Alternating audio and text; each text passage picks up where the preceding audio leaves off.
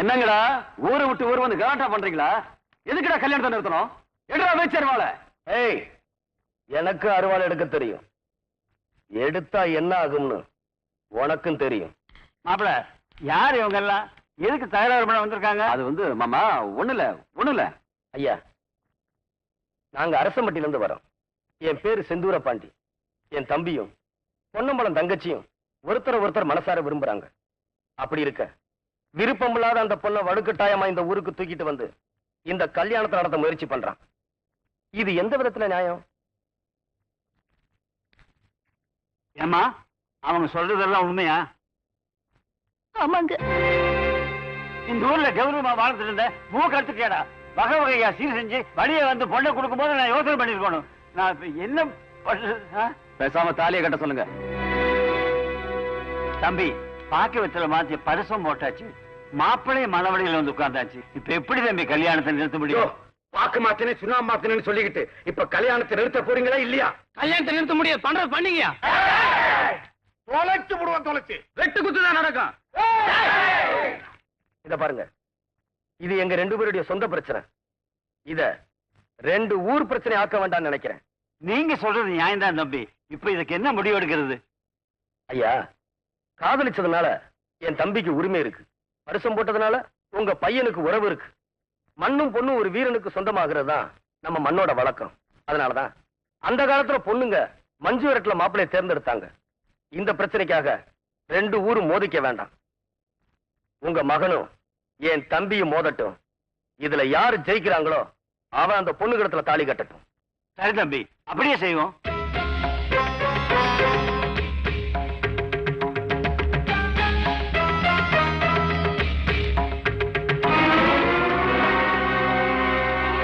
தம்பி, நீங்க முடிவு செய்த மாதிரியே 2 பேர்த்துல யார் இந்த தாலி எடுக்கிறாங்களோ அவங்களுக்கு தான் அந்த பொண்ணு. விஜய், நீ காதலிச்சது பெருசு இல்ல. இந்த போட்டியில ஜெயிச்சு புது மாப்பிளையா நம்ம ஊருக்கு வா. நான் செந்தூர பாண்டி தம்பின, எனக்கு தோல்வின்றதே கிடையாது. என்ன ஆசீர்வாதம் பண்ணுங்க. அப்பா, அவன் தலையை சீவிட்டு தாலியை கையில எடுக்கிறேன். என்ன ஆசீர்வாதம் பண்ணுங்க. விளையாடுறா? விளையாடுடா. உட்காருங்க மாமா.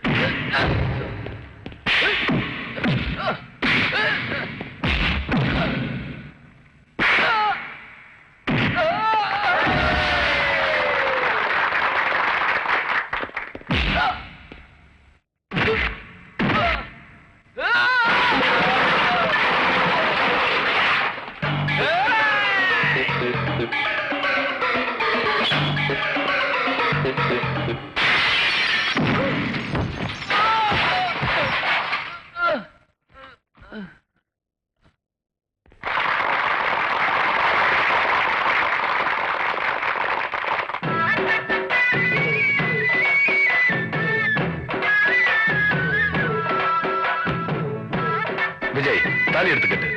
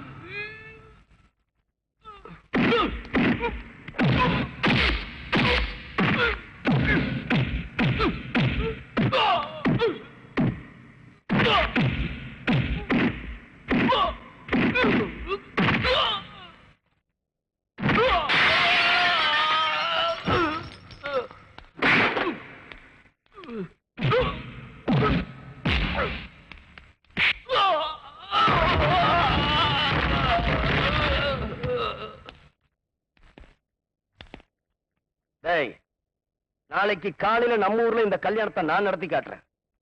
உன்னால முடிஞ்சா நிறுத்திப்பார்.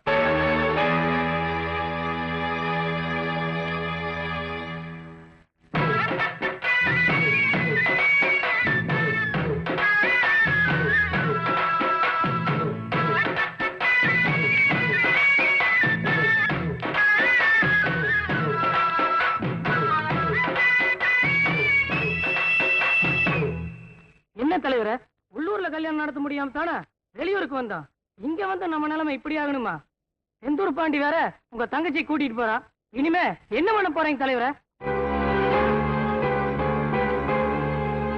நிறுத்துறண்டா, இந்த கல்யாணத்தை நிறுத்தி காட்டுறேன். விஜய்,